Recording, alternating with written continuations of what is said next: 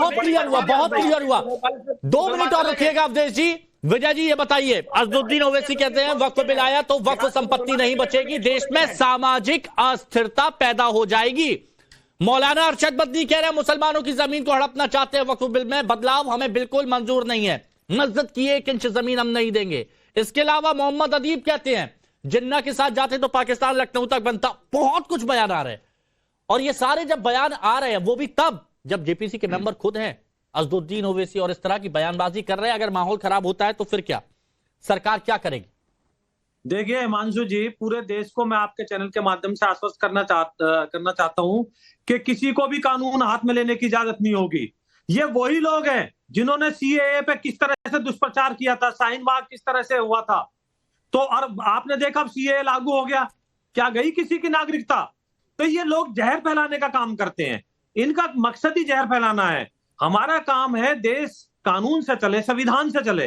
इनका काम है देश में पेट्रोल छिड़को, विकसित भारत जो बनाने का हमारा सपना, उसमें अरंगे लगाओ। कत्ल किया जा रहा है। अरे रियाजी जी एक बताओ, आपको कुछ पता है क्या? ABCD पता नहीं आपको कि वक्फ बोर्ड जो संशोधन है उसमें क्या अमेंडमेंट किया जा रहा है? आप सिर्फ यहाँ के चिल्लाते हो, विरोध करते हो, विरोध के नाम पे विरोध करते हो। आपका काम ही विरोध करना है और अपनी जितनी भी वो है सबको भड़काना है।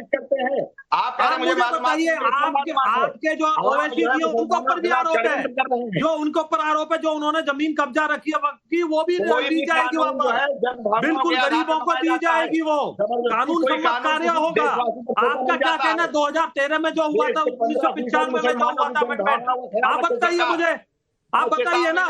हम नेक्सस तोड़ के रहेंगे, इस देश में कानून से राज चलेगा, आपके कहने से नहीं चलेगा।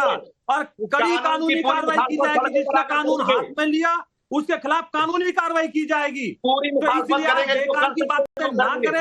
अरे कहां गए थे उस वक्त ओवैसी साहब, जब देखते हैं कि बहुत सारे हमारे मुस्लिम भाई, बहुत सारे लोग हैं जो गरीब हैं, एक एक कमरे में 20-20 लोग रहते हैं, वहां पर उनके लिए बनवा देते। कितने 9 लाख एकड़ से ऊपर की जमीन कुछ बताते हैं ना। बिल्कुल बिल्कुल, यही मैं भी चाहता हूँ। अरे आप चाहते हैं, ये जो जमीनें हैं लोगों को भड़काते हैं, वो बात में अंतर है। अवधेश जी 5 सेकंड सुनिए। देखिए 5 सेकंड ले लीजिए। आप मुझे बताइए 2014 में मनमोहन की सरकार जाते जाते क्या कर गई? जब आचार संहिता लगी थी उससे कुछ समय पहले ही 123 प्रॉपर्टी लुटियन जोन की किसको? वक्फ बोर्ड को दे दी जाती है। फिर कहते हैं जी हम 500 साल पुराना इतिहास कहां से लाए? अरे भाई मेरे पास भी दादालाई जमीन है, मेरे पास सारा इतिहास है, जमाबंदी में नाम है। ठीक है, ओके ओके, ठीक है, आपके पास ठीक है। अब अवधेश जी जरा बताइए, जरा रोशनी डालिए। मदनी साहब कह रहे हैं कि 500 साल पुराने कागजात हम कहां से लाएं, तो ये तो हमारी मस्जिदें छीनना चाह रहे हैं। वो बोल रहे हैं कुछ नहीं बचेगा, सब ले लिया जाएगा। जब ये नैरेटिव डालने की कोशिश की जा रही है तो इनकी मंशा क्या है? नहीं, मंशा तो बिल्कुल स्पष्ट है। जो मुफ्ती मंजूर जियाई ने कहा, मैं वर्षों से ये कह रहा हूं कि जो वक्फ बोर्ड है वो मुसलमानों के बीच एक भू माफिया पैदा करने वाला वर्ग बना हुआ है, जो वाकई जो मजहब के लिए, दीन के कल्याण के लिए, गरीबों के लिए और सेवा के लिए जो संपत्ति दान हुई है, कब्रिस्तान तक पर लोगों ने कब्जे किए हैं। आखिर जो आजम खान जी थे उनके खिलाफ ज्यादा केस तो मुसलमानों ने ही किया था जमीन दखली का। ये कोई, उसमें तो हिंदुओं की जमीन मुश्किल से 30 से 40%, 60 से 70% जमीन गरीब मुसलमानों का कब्जा किया हुआ है, देश भर में है। ओवैसी उसमें एक बड़े भू माफिया है। मैं प्रतापगढ़ी जी को नहीं जानता हूं, बगैर सेल्फ इंटरेस्ट के इतने जस्टिफाइड अमेंडमेंट का कोई भी जो वाकई इस्लाम का को मानने वाला, मुसलमानों का कल्याण चाहने वाला और भारत के साथ मुसलमानों को जोड़ने की कल्पना करने वाला मुसलमान होगा, इसका विरोध कर ही नहीं सकता है। यह संभव ही नहीं है। तो इसीलिए देखिए, ये इसको तो पहले मजहब का विषय बनाया गया, जैसे इस्लाम की देन है। भैया इस्लाम का अब वक्फ बोर्ड सरकार ने बनाया है, उसमें मेंबर लोग हैं। पहली गलतफहमी देश में यह पैदा की गई कि इस्लाम पर हमला है। इसका इस्लाम मजहब से कोई लेना देना नहीं है। ये आपने संस्था एक तरीका बनाया है कि हम कैसे कुछ प्रॉपर्टी दीन के काम के लिए उसको लगाएं। ये कोई पवित्र कुरान शरीफ और उसका विषय नहीं है। सेकेंड, जो लोग इसके मेंबर बने हुए हैं वो इस्लाम के प्रति कितने समर्पित हैं और कैसा इस्लाम के प्रति काम किया है, गरीब मुसलमानों में शिक्षा का विकास के लिए, उनके स्वास्थ्य के विकास के लिए, उनके रोजगार के लिए वो खड़े हो, कितना काम किया है, इसको आज तक क्या काम किया है ये जरा देख लीजिए। बताइए कितना काम किया है, बताइए। जो तीसरी बात यह है, तीसरी बात जो इसमें महत्वपूर्ण है, अब मुसलमानों के हाथ तीसरी बात के बाद आप ही के पास आ रहा हूं, फिर अमितोष जी के पास, मुफ्ती साहब के पास, तीसरी बात के बाद आ रहा हूं। इसमें जो कमेटी बैठी थी उसमें मुसलमानों की ओर से जो तथ्यात्मक विवरण दिए गए हैं उसमें 70% लोगों ने, बल्कि उससे भी ज्यादा, देश भर में प्रतिनिधि मंडल आया, कहा कि हमको ये अमेंडमेंट चाहिए। उन्होंने अपने पुजाप्ता प्रमाण दिए हैं कि कैसे हमारे जमीनों पर कब्जा हुआ, कैसे वक्फ बोर्ड भू माफिया बना हुआ है, कैसे इसको सेंट्रलाइज करने, कैसे इसको और जस्टिफाइड करने की जरूरत है, और कैसे इसका जो उद्देश्य है उस उद्देश्य के अनुरूप बनाने की आवश्यकता है।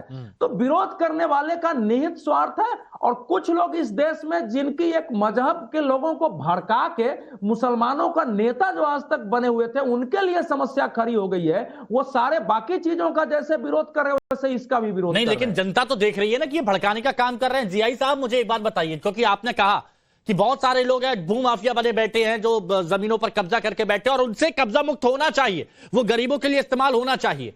लेकिन जियाई साहब ये बताइए, जैसे अजदुद्दीन ओवैसी हुए, एक हुए अमीन कागजी कांग्रेस के नेता, बोलते अब कफन बांधकर आना होगा नहीं तो मजा नहीं आएगा।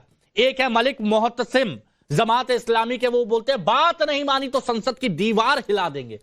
इतनी एग्रेसिव अप्रोच, इस तरह के शब्द जब कोई बोलता है। हिमांशु जी, मैं आपके चैनल के हवाले से कहना चाहता हूं कि जो लोग ये इस तरीके की बातें कर रहे हैं उन लोगों ने कितनी जमीनों पर कब्जे करके रखे, मैं उन सबको चेतावनी देना चाहता हूं, और चेतावनी इसलिए देना चाहता हूं कि आप इस बात के लिए तैयार हो जाइए कि आप सबकी फाइलें खुलेंगी, सब पर सीबीआई इंक्वायरी जरूर बैठेगी। जिन लोगों ने कब्जे करके रखे, आपने जिन जिन लोगों का नाम लिया है और जिन लोगों ने चेतावनी दी है ना, मैं उन सबको चेतावनी देना चाहता हूं कि याद रखिए आपकी फाइलें बंद नहीं रहेंगी। आपने जिन जिन लोगों पर जमीनों पर कब्जे करके रखे हैं, दिल्ली से लेकर के यूपी तक, बिहार से लेकर के महाराष्ट्र तक, और जम्मू से लेकर के कन्याकुमारी तक, जितनी जगहों पर, कश्मीर से लेकर कन्याकुमारी तक जितनी जगहों पर आपने कब्जे किए हैं, हमारी निगाहों में वो सारी जगह हैं। ये वो लोग हैं जो बताइए जियाई साहब, आपकी नजर में है, आपकी नजर में है वक्फ का दुरुपयोग किया गया है?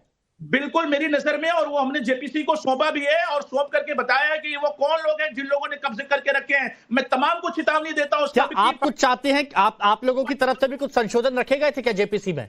क्या बिल्कुल मेरी तरफ से रखे गए थे और वो हमने रखा है, और वो गोपनीय था इसलिए हमने ओपन नहीं किया। लेकिन मैं आज आपके हवाले से कहता हूं कि उनके खिलाफ सीबीआई इंक्वायरी होगी। उसकी मांग आपके इस भाई मुफ्ती मंजूर जियाई ने किया है, उन बहनों के लिए, उन यतीमों के लिए, उन गरीबों के लिए जिन्हें हक मिलना चाहिए था और उन्हें नहीं मिला। उनको मिलने की आवाज बुलंद हम जरूर करते रहेंगे। अब सारी बात छोड़िए। अब जो हमारे साथ में राजीव रियाज प्रतापगढ़ी साहब हैं, मुझे आप ये बताइए आपत्ति किस चीज पर है आपको, किस संशोधन पर आपत्ति है, आप ये